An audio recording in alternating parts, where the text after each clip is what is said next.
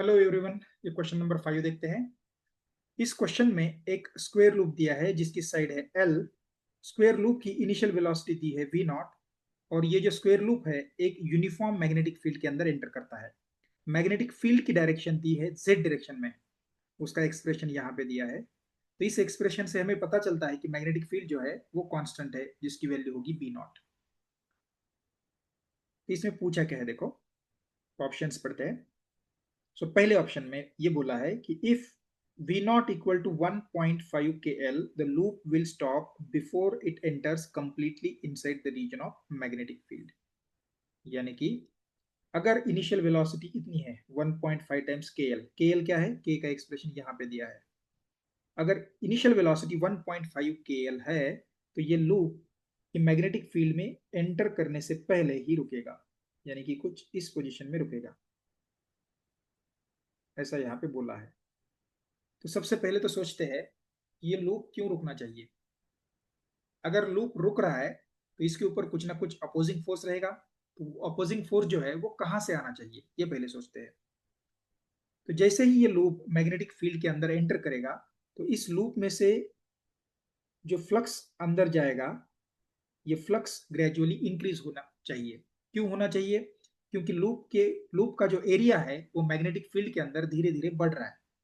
तो एरिया बढ़ेगा तो एरिया के अंदर से जाने वाला फ्लक्स बढ़ेगा, और फ्लक्स बढ़ेगा तो एज पर फेराडेज लॉ कुछ ना कुछ ईएमएफ इंड्यूस होना चाहिए।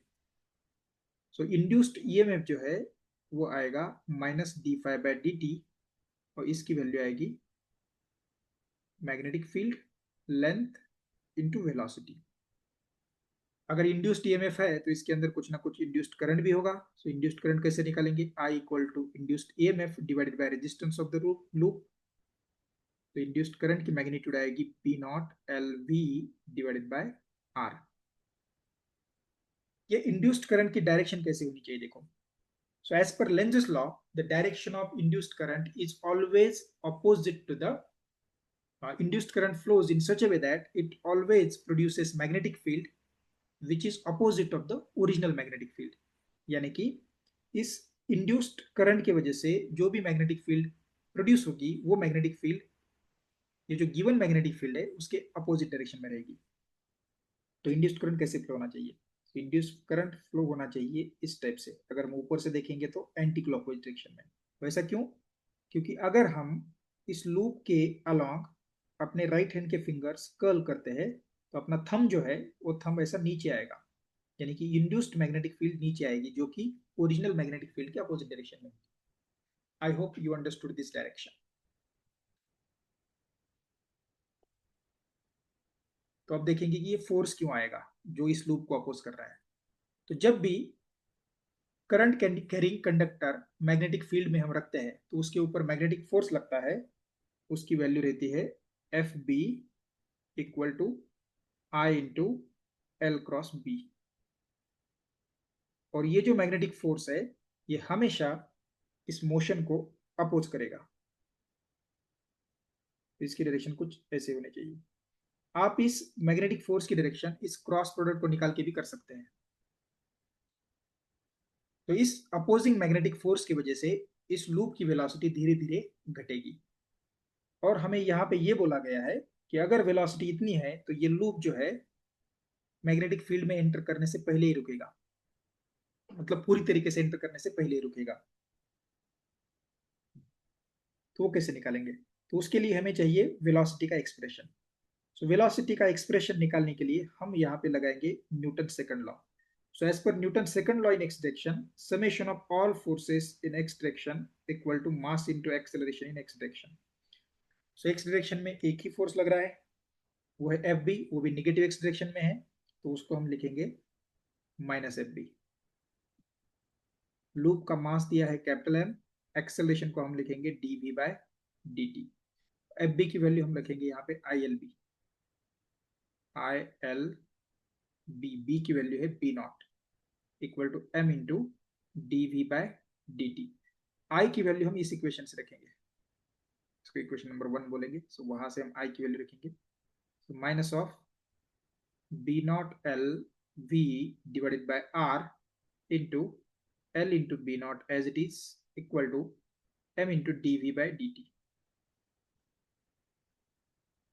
तो उसको हम लिखेंगे D V by D T equal to minus of B not square into L square divided by R into M whole into V. अब ये जो ब्रैकेट है B not square L square by R M, इसी की value दे रखी है यहाँ पे के, ये इधर दिया है देखो, तो उसको हम के बोलेंगे।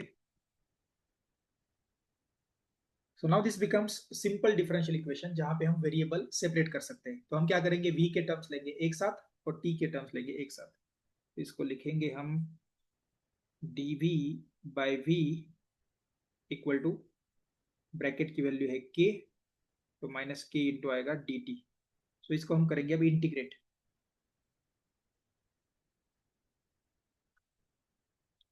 इसको अगर हम इंटीग्रेट करते हैं ये कुछ ऐसे बनेगा। तो इंटीग्रेशन के लिमिट क्या होगी देखो, जब टाइम रहेगा 0 तब लूप की इनिशियल वेलोसिटी रहेगी v नॉट। तो t इक्वल टू 0 पे वेलोसिटी होगी v नॉट, और t equal to small t पे वेलोसिटी होगी कुछ स्मॉल v। तो dv बाई v का इंटीग्रेशन आएगा ln v, और लिमिट रखने के बाद ये आएगा ln v divided by v not. So this is equal to minus kt। So v का एक्सप्रेशन आएगा v equal to v not into E to the power minus kt। So this is important result.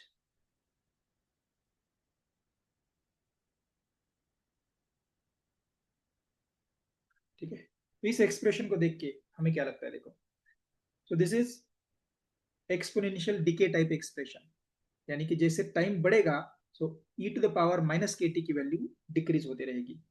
तो graph इसका कुछ इस type से बनेगा। तो t equal to 0 पे वेलोसिटी रहेगी v नॉट, और जैसे जैसे टाइम बढ़ेगा वैसे वैसे वेलोसिटी एक्सपोनेंशियली डिक्रीज होती रहेगी, और ये 0 इंफिनिटी पे जाके बनेगी।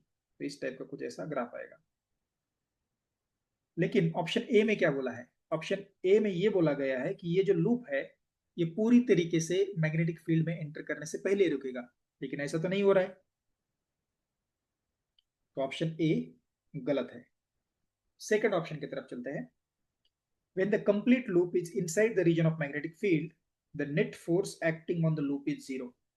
यानी कि ये क्या बोल रहा है देखो, अगर ये लूप ऐसे कंप्लीटली मैग्नेटिक फील्ड के अंदर आता है, पूरी तरीके से ऐसे आता है मान लो, तो इस केस में इस लूप के ऊपर जो मैग्नेटिक फोर्स लग रहा है वो मैग्नेटिक फोर्स 0 होगा। ये चीज सही है। क्यों सही है देखो, एक बार अगर लूप पूरी तरीके से मैग्नेटिक फील्ड के अंदर आएगा तो उस केस में इसके अंदर से जो फ्लक्स जा रहा है फाई, जो रहेगा बी नॉट इंटू ए, इसकी वैल्यू रहेगी कांस्टेंट, क्योंकि एरिया चेंज नहीं होगा। तो एरिया कांस्टेंट रहेगा तो फ्लक्स भी कांस्टेंट रहेगा, और अगर फ्लक्स कांस्टेंट है इसका मतलब E equal to minus D phi by D T, ये आएगा 0। सो E अगर 0 है तो induced current which is equal to E divided by R, ये भी आएगा 0। सो इंड्यूस्ड करंट अगर 0 है तो F B which is equal to I L B, ये भी आएगा 0। तो ऑप्शन बी सही है। तो लूप पूरी तरीके से एंटर करने के बाद लूप के ऊपर कोई भी मैग्नेटिक फोर्स नहीं लगेगा। तो ये चीज सही है। सो ऑप्शन सी क्या बोल रहा है देखो, if v not equal to K L by 10 the loop comes to rest at t equal to this much.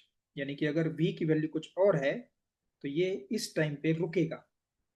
लेकिन हमने अभी अभी डिफरेंशियल इक्वेशन सॉल्व करके देखा है कि v जो है वो एक्सपोनेंशियली डिके करता है, यानी कि उसकी वैल्यू 0 कब बनेगी, t इक्वल टू इन्फिनिटी पे जाके। किसी फाइनाइट टाइम पे इसकी वेलोसिटी 0 नहीं बन सकती है। तो ये ऑप्शन सी गलत है। तो ऑप्शन डी की तरफ देखते हैं।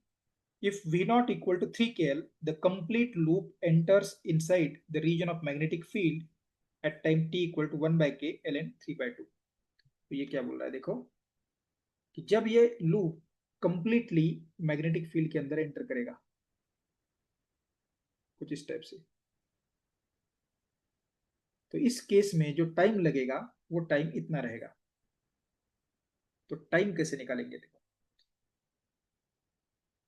तो इस करंट पोजीशन में जो लूप है, लूप का डिस्प्लेसमेंट कितना होगा? तो उसका डिस्प्लेसमेंट इनिशियल पोजीशन से एल इतना होगा, क्योंकि ये स्क्वायर लूप है, दोनों साइड बराबर है, तो इसका डिस्प्लेसमेंट एल होगा। यानी कि हमें x इक्वल टू एल पे t की वैल्यू क्या है ये निकालना पड़ेगा।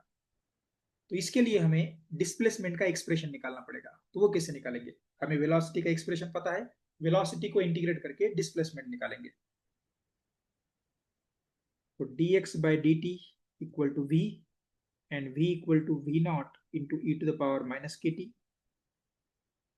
तो dx आएगा v not into E to the power minus K T into D T. इसको करेंगे हम इंटीग्रेट। तो इंटीग्रेशन के अब लिमिट लगाएंगे। जब टाइम जीरो होगा तो जीरो टाइम पे डिस्प्लेसमेंट है जीरो, और टाइम टी पे डिस्प्लेसमेंट मानते हैं X. So left hand side का इंटीग्रेशन आएगा एक्स, और राइट हैंड साइड का आएगा V not into E to the power minus K T divided by minus K, और इसके लिमिट्स रहेंगे जीरो टू टी। तो ये आएगा minus V naught by K into E to the power minus K T minus E to the power zero. So E to the power zero होता है one, इसकी value है one. तो minus sign को absorb करने के लिए मैं वन को पहले लिखता हूँ, तो बाहर लिखूंगा मैं प्लस वी नॉट बाय के, और अंदर ये टर्म्स करता हूँ एक्सचेंज। तो ये आएगा एक्स का एक्सप्रेशन। ठीक है, तो यहाँ पे मिला था हमें v का एक्सप्रेशन, और इधर आएगा x का एक्सप्रेशन। ठीक है, तो अब इस x के एक्सप्रेशन में हम v नॉट की वैल्यू रखते हैं ये, और देखेंगे कि टाइम इतना मिलता है या नहीं। तो अपना डिस्प्लेसमेंट, करंट मोमेंट पे डिस्प्लेसमेंट की वैल्यू है l, तो x की वैल्यू रखेंगे l, और v नॉट की वैल्यू इतनी। तो डिस्प्लेसमेंट इक्वल टू l, और v not is 3k times l, तो one minus E to the power minus K T. हमें निकालनी है टाइम की वैल्यू। तो यहाँ पे कैंसिल क्या हो रहा है, देखो एल कैंसिल होगा, के कैंसिल होगा, यानी कि लेफ्ट हैंड साइड आएगी one by three equal to one minus E to the power minus K T. तो E to the power minus K T, so this is equal to 1 minus 1 by 3 equal to 2 by 3. तो e to the power kt कितना आएगा? e to the power kt आएगा 3/2, दोनों side का log लेते हैं। तो ln e to the power kt क्या आएगा? ln 3/2, यानी कि kt ln e की वैल्यू 1 होती है, तो kt आएगा ln 3/2। सो t की वैल्यू आएगी 1/k इंटू ln 3/2। तो ये वैल्यू एग्जैक्टली इधर एक्सप्रेशन ऑप्शन डी में दी है, यानी कि हमने जो एनालिसिस किया है वो सही है। I hope you understood my solution. Please subscribe to my channel and like this video. Thank you very much.